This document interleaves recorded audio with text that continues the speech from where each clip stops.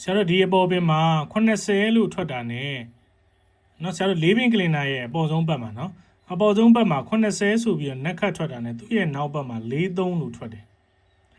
ဒီမှာသူ့ရဲ့အပေါ်ပင်မှာ80လို့ထွက်တာ ਨੇ ဆရာတို့သူ့ရဲ့နောက်ဘက်မှာ3ညခွန်လို့ထွက်တယ်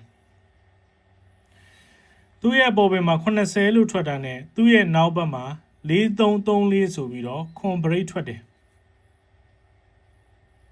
เนาะ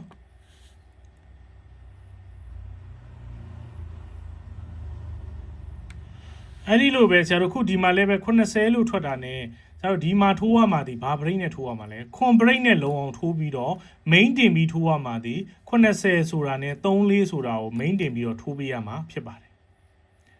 ဟုတ်လားအဲ့တော့ကျွန်တော်ရဲ့မျိုးတွေအတွက်เนาะဆရာဒီနေ့အတွက်ပေးထားတဲ့เนาะနေတိုက်ပြီးเนาะ share main 80ခွန်3.343ခွန် break 1246ခွန်1246ကမတွဲဖြစ်ပါတယ်ဟုတ်လားဒါကတော့ဆရာတောက်ကြနေအတွက်ပေးတာဖြစ်ပါတယ်ဗျ